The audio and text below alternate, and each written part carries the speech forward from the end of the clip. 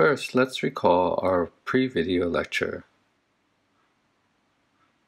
Here we were talking about soft order regularization.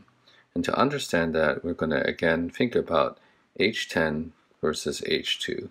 H2 is our quadratic form, in which we said that actually H2 is the same as an H10, just with certain coefficients like theta 3, theta 4, all the way to theta 10 set equal to 0.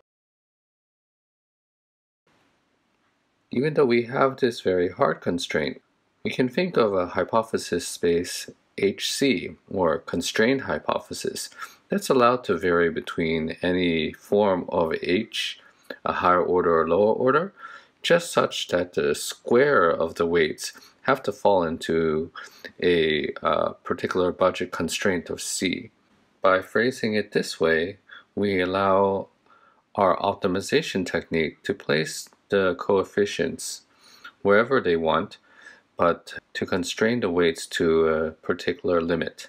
It might put all of the weight, for example, on our theta 10 component, making it a very high order polynomial, or put it all on the intercept, making it a H0 component. It's up for our optimization technique to decide how to place these thetas. So exactly how do we do this? Well, we want to solve for the weights for theta under the condition of regularization, where we have this constraint. And you recall from linear regression of using squared error loss that we have to minimize the training costs, a J train, as this equation here. All right, the only difference is we're going to add this extra constraint that the weight squared, which is just the weight vector times itself, the dot product of all the weights summed together, have to be less than or equal to some budget C.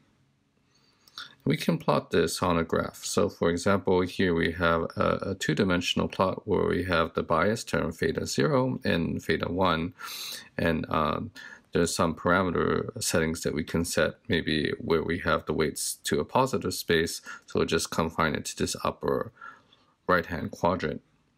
And what I'm showing you with this coloring is a heat map. So redder values mean lower values of our cost function. And so if we set our values differently, we will get different shades of red, maybe green and yellow. And so our weight vector, when we initialize it, might be all 0, so it might sit here at the origin. And our job of using linear regression is to find the optimum set of weights. And we're going to do that by, for example, doing stochastic gradient descent. It's going to try to find the course using the gradient to find the most red point in this diagram. So we might solve this particular equation that we have up here by finding the gradient and doing iterative descent until we reach the optimum point where the cost function is minimized. We'll also note that we can think about contours on this plot. So when we think about a blue oval here, we'll just say that these points all have the same cost. They're the same shade of red, and we can define an ellipsoid for that. It might not be an ellipsoid, but generally speaking. Now we want to define what regularization looks like. It's subject to this constraint. So it's going to be the square of the weights having to be under a particular budget. What does this look like pictorially?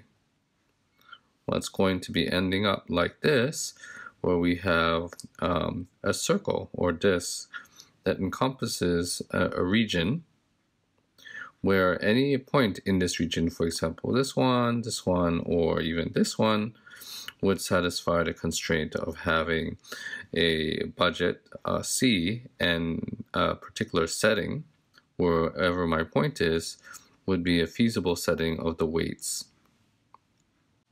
What we want to understand with regularization is we want to choose a point somewhere within this disk, anywhere, that's going to minimize the cost of the training function. So that's going to be this point here, because I'm getting as close as possible to the linear regression solution within the budget that I'm constrained to use.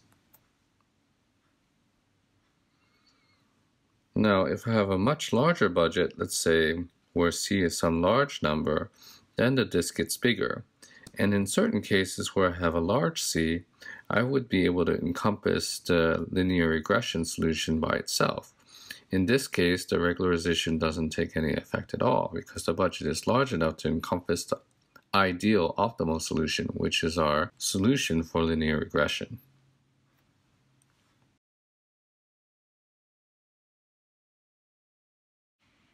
Let's try to understand this solution for finding the proper weights for the regularized linear regression in more detail. So the first observation we'd like to make is that the optimal theta is trying to get as close as possible to the actual ideal linear regression output. You can see this as choosing among all the spaces in this space, in this disk, the one that's closest in contour to the minimum cost function over here. So we're just trying to climb up and just pick the point that just meets the disk of our red disk, right? And you can see here, as long as we have a budget that's smaller than something that would encompass our linear regression solution, it's always going to actually use the entire budget C because it's just going to extend any solution all the way out into this disk. But which of these points is the best? Well, we can decide that. Looking at the second point, we're going to see that the surface of the red disk, where we have the budget of C, at the optimal point should be perpendicular to the gradient of J train. We see that right here because the surface is going to be like this, right? If I can draw a straight line, and it's perpendicular at right angle to our gradient. The gradient is going up in terms of cost, right? So it's going to be at right angles there. If this isn't the case, for example, if we choose this point over here, you can see that there's an opportunity, even if we choose this value of our weight vector, we can choose to move in a direction that is going to be the negative of the gradient. So here the gradient is pointing in this direction. So there's a non-negative component pointing this way, meaning that we could have chosen to move our weight vector along this area towards the minimum point. When we get to the minimum point, then there's no component that's in a direction that's indicating that we can optimize our training cost, and we'll again get back to this part of having the second observation true. We can summarize by looking at this point in specific. We can see here that the two vectors are actually opposing each other, that the gradient is pointing upwards towards the origin, and that our weight vector is pointing towards our linear regression solution. It just happens to be regularized because we're not able to use more budget to get to the optimum solution. But hopefully, by choosing this weight rather than something that has a higher budget, we get more generalization capability.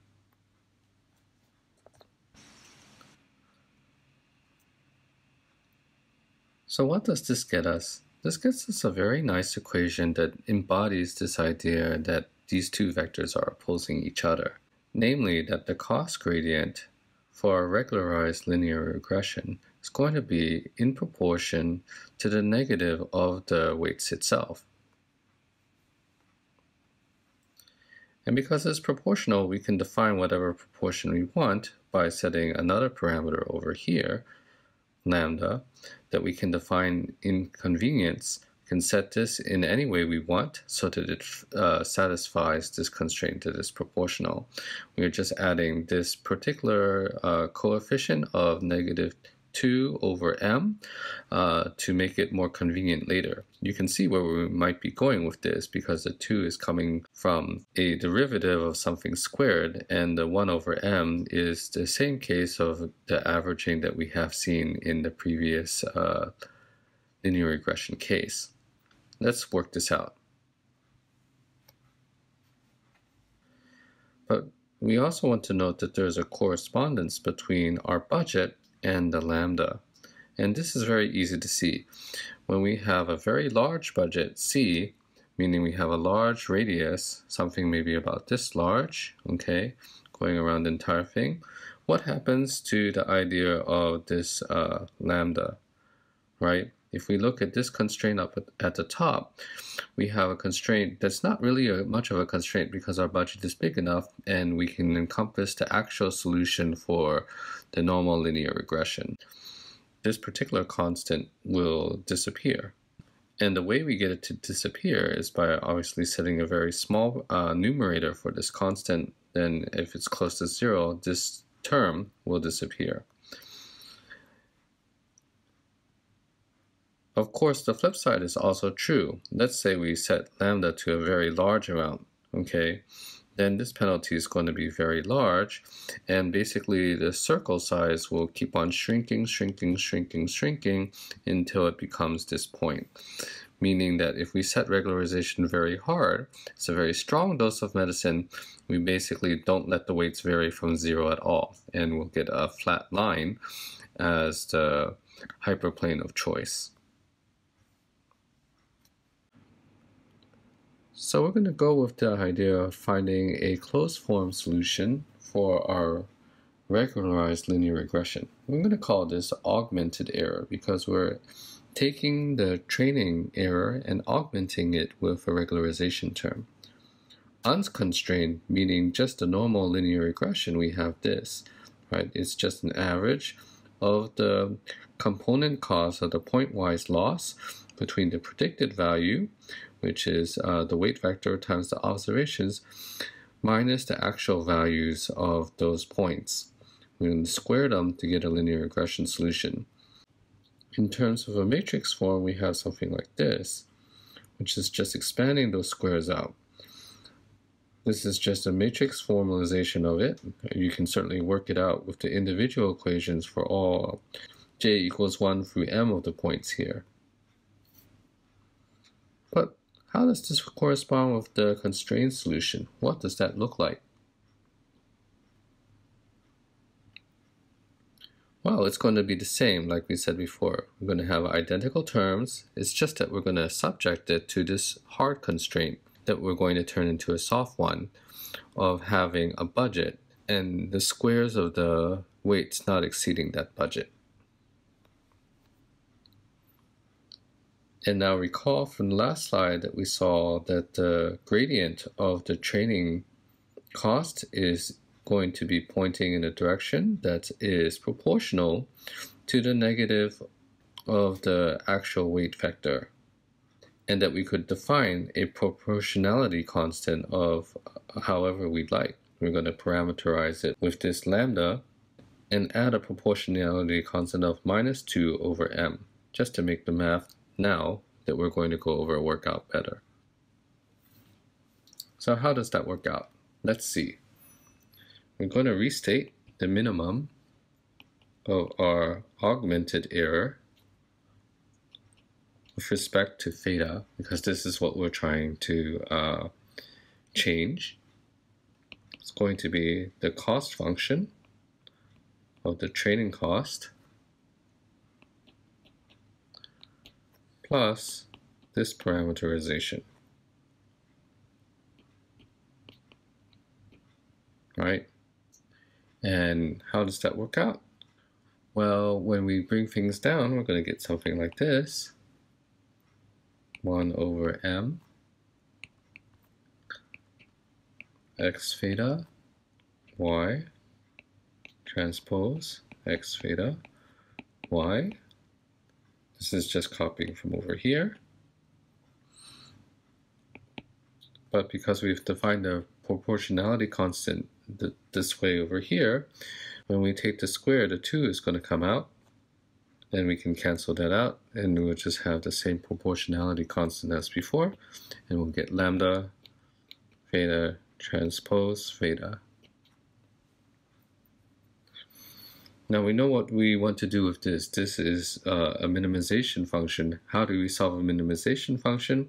Well, we can do it the standard calculus way. We're going to take the derivative of this equation and set it equal to 0 to find a stationary point. So we'll do that.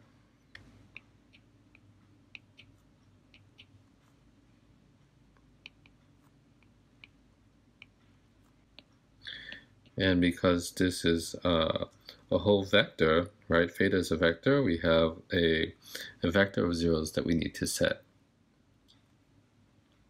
So when we do this out in matrix form, we'll get something very similar to what we saw before. X transpose x theta minus y. But we have our regularization term that's going to yield us the proportionality constant lambda times theta. And when we do the factorization, we'll get something like this. X theta x plus lambda I for the identity matrix, all times theta minus xt x transpose y. And you know what we're going to do with that? We're going to move this term over to the other side, and then we can solve for theta by dividing through by this other term. This is going to give us a closed form solution for the weight vector for regularized linear regression. Taking the inverse and then putting this on the other side. So here we go. That's our expression. Now I want you to compare it against the one over here, right? This was our linear regression optimal finding using the normal equation. And this is the normal equation that we've derived for augmented error, which is our solution for regularized least squares. It's almost identical except for just this insertion term here. But the interesting thing about it is that this is still a normal equation, and it means we can still do one-step learning with regularization. We're just adding another term, and we can still solve this analytically to get the output in one step. We don't need to use gradient descent if we have a manageable number of features.